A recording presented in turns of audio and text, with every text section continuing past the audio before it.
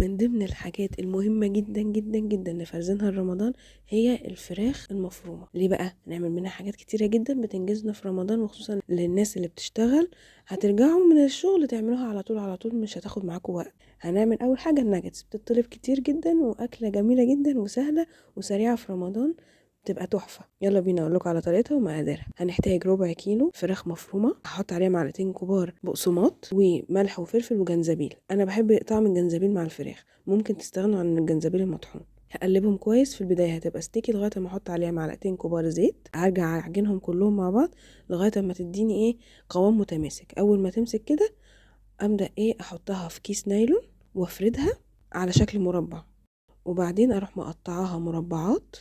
بصوا، هي الاكله ما فيش اسهل منها، سهله جدا جدا جدا. اقطعها مربعات، اروح واخده كل مربع حطاه في خلطه بيض ولبن، بيضايه ومعلقتين كبار لبن ورشه ملح ورشه فلفل، واقلبهم وابدا اطلعهم من البيض واللبن واحطهم في البقسماط. نعمل الموضوع ده مرتين لكل قطعه، تبقى دبل كراست، تبقى كرانشي قوي وحلوه جدا جدا.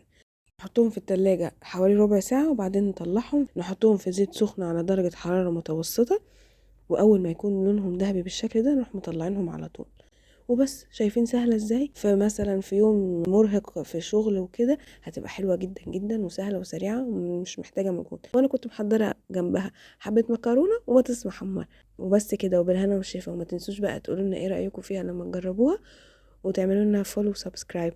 بصوا بقى مقرمشة ازاي، احلى من الناجتس بتاعت بره. وبما ان الناجتس من بره بقت مقاطعة، فلازم نعمل احنا بقى